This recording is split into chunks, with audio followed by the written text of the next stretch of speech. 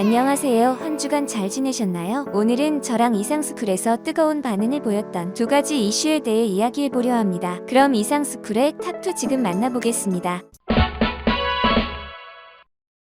안녕하세요. 이상스쿨입니다. 오늘은 전 세계적인 코로나 상황이 진정되지 않는 가운데 베트남과의 여행이 재개될 조짐을 보이기 시작한 상황과 베트남의 선 넘은 전기차 개발에 대해 알아보겠습니다. 한국과 베트남을 오고 갈 전기항공편이 2022년 새해부터 정상화됩니다. 코로나19가 창궐한 2020년 3월, 기업 전문가 등 선별 인원에 대한 특별 입국을 시행하며 하늘길을 사실상 막아선 지 1년 9개월 만입니다. 하지만 방역 정책이 결이 다른 베트남 중앙과 지방정부 간 이견으로 격리 기준이 계속 바뀌고 있어 한국 승객들의 각별한 확인이 필요한 상황입니다. 구독과 좋아요 한 번씩 부탁드립니다. 2일 베트남 민간항공국과 현지 매체 등에 따르면 베트남 국적사인 베트남 에어라인은 오는 6일 수도 하노이의 노이바이 공항을 출발해 인천공항에 도착하는 전기항공편에 대해 티켓 예약 및 판매를 시작하기로 결정했습니다. 일단 국적기를 통해 전기선을 시범 운행한 뒤 이달 내 주 4에서 5회 왕복 운항을 진행하려는 계획입니다. 앞서 베트남은 한국 등 9개국과 전날부터 국제항공편을 정상화하기로 했습니다. 그러나 오미크론 변이 등 전염병 확산 이슈가 발생한 한국, 중국, 태국, 라오스 등 4개국과 막판 조율이 길어지면서 이날까지도 4개국에 대한 구체적인 운항 계획을 확정하지 못한 상태였습니다. 베트남 항공업계 관계자는 한국의 국토교통부가 베트남 내 전염병 확산세를 이유로 완전한 정상화에 신중을 기하는 데다 베트남 측도 오미크론 변이 확산에 매우 민감한 모습이라며 연초 과도기를 거친 뒤에야 양국 하늘길이 과거와 비슷해질 것이라고 밝혔습니다. 베트남은 최근 일주일 코로나19 확진자 평균이 15,232건에 달할 정도로 극성을 부리고 있습니다. 여기에 지난달 28일 첫 오미크론 변이 자국 유입을 확인한 이후 전날까지 총 20명의 변이 확진자도 격리 조치한 상태입니다. 양국 항공당국이 국제선 운항 계획을 확정하더라도 변수는 여전히 남는데요. 베트남 특유의 중앙과 지방정부의 틈새가 방역 정책에서도 두드러지기 때문입니다. 하노이와 호찌민시는 지난달 27일 방역 예방 차원에서 오미크론 변이 발생국에서 입국한 모든 인원에 대해 일주일의 시설 격리를 진행한다고 일방적으로 발표했습니다. 불과 열흘 전 중앙정부가 발표한 한국 등 9개국 대상 백신 접종 완료자, 완치자, 무격리 입국 정책을 대놓고 뒤집은 것이죠. 양대 도시의 개별 행동에 중앙정부는 격분했습니다. 교통부 등은 즉각 새해부터 국제선을 정상화하기로 한 것은 외교적 약속이며 경제를 살리기 위해 반드시 필요한 조치라고 목소리를 높였습니다. 결국 두 도시 정부는 지난달 31일 정부가 최종 결정한 9개국 입국자에 대한 3일간의 자가격리안에 따르겠다고 물러섰습니다. 하지만 뒤끝이 남은 호찌민시는 전날 던선역 국제공항 입국자는 탑승 전후 신속 항원 검사를 추가로 받아야 한다고 발표했습니다. 지금은 국가 정책에 따르지만 상황에 따라 언제든 개별 조치를 취할 수 있다는 일종의 시위로 해석됩니다. 하노이 외교부 관계자는 특별 입국 도입 초기에도 중앙과 지방의 방역 정책이 달라 혼선이 끊이지 않았다며 올해 베트남을 오고 갈 계획이 있는 한국민들은 방문 지역의 격리 정책을 별도로 확인하는 것은 물론 현장에서의 혼동을 감안해 최소 3에서 5일의 여유 일정을 두는 게 좋을 것이라고 설명했습니다. 한편 베트남의 이러한 횡포는 이제 지칠 지경입니다. 그 와중에 베트남이 한국의 선을 넘는 행동을 해 논란이 일고 있는데요. 삼성, 현대 등 한국의 기업들 덕분에 한층 풍요로워진 베트남이 한국을 배신하고 중국과 일본의 손을 잡는 것도 모자라 한국에 다시 한번 선을 넘은 것입니다. 바로 한국의 전기차 배터리 기술을 대놓고 탐하기 시작했습니다. 중국, 유럽에 이어 베트남도 국내 배터리 인재 영입 경쟁에 가세한 것입니다. 러브콜을 보낸 곳은 베트남의 삼성이라 일컬어지는 현지 최대 기업 빈그룹입니다. 배터리 전문 인력 부족 현상이 심화되는 가운데 기존 보유 인력을 지키기 위한 주요 배터리 업체들의 고심도 확대될 전망입니다. 31일 관련 업계에 따르면 빈그룹은 복수의 국내 헤드헌팅 업체를 통해 이달 초부터 부장급 이상 국내 배터리 기술직들과 접촉하고 있는 것으로 확인됐으며 동시에 개인 이메일을 통해서도 이직을 권유하고 있습니다. 이메일을 통해서는 빈그룹임을 밝히지 않고 베트남 전기차, 배터리 업체로만 설명하고 있는데 해당 제안 역시 빈그룹 의뢰인 것으로 전해졌습니다. 베트남 최초의 완성차 업체이자 전기차 스타트업인 빈그룹의 자회사 빈페스트는 2017년 9월 설립돼 현재까지 총 5종의 전기차 라인업을 갖췄는데요. 내수와 동남아시아뿐 아니라 미국 공략에 공을 들여왔습니다. 이번 달 5일부터 나흘간 미국 라스베이거스에서 열리는 CES 2022에도 처음으로 출사표를 냈습니다. 한편 빈그룹이 국내에서 영입하려는 인재들의 면면에서도 셀 개발에 초점이 맞춰져 있음을 가늠할 수 있습니다. 현재 빈그룹은 국내에서 배터리 개발 솔루션, 불량 방지를 위한 공정 개선, 각종 배터리 프로젝트 수행 등의 업무에 적합한 인재를 찾고 있습니다.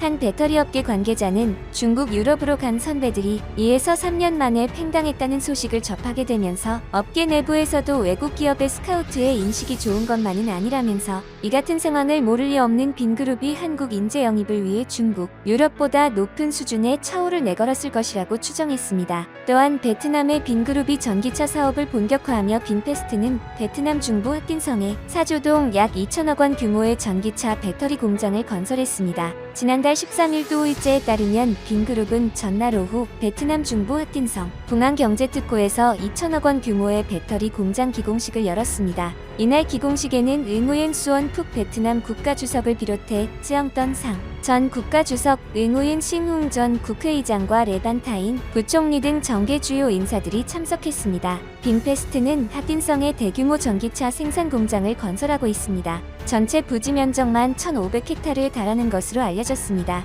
빈에너지 솔루션 배터리 공장은 1단계에서 8헥타르 부지에 2천억 원 규모로 건설돼 자사에서 생산할 전기차와 전기버스에 쓰일 리튬 배터리를 공급하게 됩니다. 빈그룹에 따르면 빈에너지 솔루션 배터리 공장은 공정의 80% 이상이 자동화된 베트남 최초이자 가장 현대적인 배터리 공장입니다. 빈페스트 역시 미국과 유럽 표준에 따라 최첨단 기술을 사용하는 가장 선도적인 공장이라며 자동차 배터리 생산을 위한 연구 분야에서는 세계 최고의 파트너들과도 협력하고 있다고 밝혔습니다. 베트남 정부도 빈페스트의 전기차 사업을 통해 자국의 첨단 산업 양성에 큰 기대를 걸고 있습니다. 기공식에 참석한 푹 국가주석은 빈그룹이 자동차 스마트폰에 이어 전기차 배터리 등 하이테크 분야로 신속하게 전략을 조정하며 새로운 비전을 공유하고 있다라며 빈그룹이 국가 경제의 구조 조정과 현대화에 크게 참여하고 있으며 다른 기업들에게도 영감을 주고 있다라고 평가했습니다. 베트남 정부 차원에서도 첨단 기술 연구 개발과 하이테크 기업에 대한 지원을 아끼지 않겠다는 약속도 뒤따랐습니다.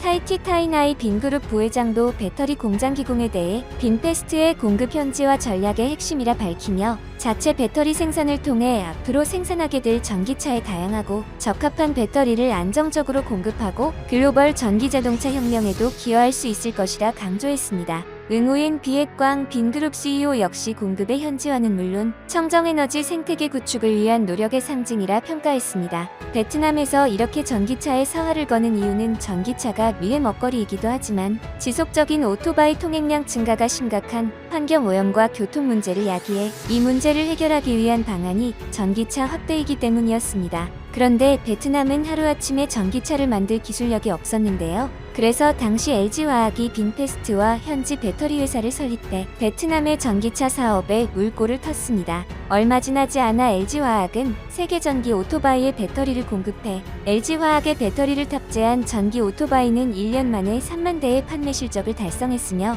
베트남 내 전기 오토바이 판매량은 17년 5만 대에서 현재 연평균 판매량 20만 대를 달성하며 빠른 성장세를 보였습니다. 그리고 당시 베트남은 전기차 생산을 위해 LG화학뿐 아니라 한국의 여러 기업들의 도움을 받았습니다. 포스코 인터내셔널은 베트남 자동차 회사의 국내 자동차 부품사인 이레-AMS에 전기차 부품 10만 대 분을 공급했습니다. 이레-AMS는 차량의 구동, 제동, 조향 관련 부품을 전문적으로 생산하는 중소업체로 2011년부터 미국 등에 수출을 하고 있습니다. 포스코 인터내셔널 관계자는 최근 친환경차 그룹을 신설하고 전기차 시장 공략에 나섰다며 미래 전략 차종인 전기차 부품 수주를 계기로 향후 현지 사업 및 투자 확대가 기대된다고 말했습니다. 포스코 인터내셔널은 이와 함께 포스코 SPS가 생산한 자동차 부품을 유럽 자동차 부품사에 공급하고 있습니다. 친환경차 구동 모터의 핵심 부품인 모터코어로 포스코의 특수 전기 강판이 쓰였습니다. 포스코 인터내셔널은 내년에 유럽 영업망을 본격 가동해 고객사와 대상 차종을 확대할 방침이라고 밝혔습니다. 한편 베트남은 한국의 기술로 전기차 사업에 물꼬를 터놓고 이제 와서 현대차를 넘어서겠다는 망언을 일삼더니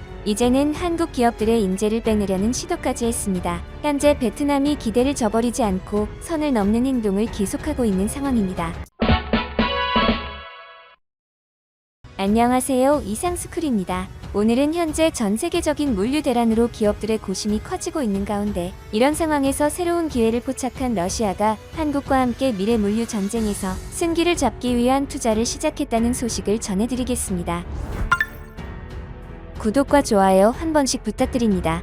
2021년은 수출입 기업들에게 힘든 한 해였습니다. 전 세계적으로 문제가 되고 있는 글로벌 공급망 불안은 필요한 원자재가 공급되지 않거나 원자재 및 상품을 원하는 장소로 이동시키지 못하는 물류 대란이 복합적으로 작용했기 때문입니다. 코로나19 충격 이후 소비자 수요가 급증하면서 물류 정체와 컨테이너 부족 현상이 가속화됐습니다. 극심한 물류 대란은 결국 재고 부족을 가져왔고 최악의 공급 대란을 불러일으켰습니다. 지금도 전 세계 해운 운임이 치솟는 중이고 배를 구하는 일 자체도 하늘의 별 따기가 되고 있습니다. 항만 혼잡은 여전하고 화물 지연은 더욱 심해지고 있는데 이 거센 혼란은 전 세계 비즈니스에 영향을 미치고 있으며 언제쯤 완화될지 예측하기 어렵습니다. 이에 대한상공회의소는 지난달 한국 수출입 기업 300곳을 대상으로 2022년 수출입 물류 전망과 기업의 대응 과제를 주제로 조사한 결과를 발표했는데요. 응답 기업의 91.2%는 2022년 물류비가 부담이라는 의견을 냈습니다. 물류비가 올해와 비슷할 것으로 본 기업은 47.8%, 더 오를 것으로 본 기업은 43.4%로 나타났습니다.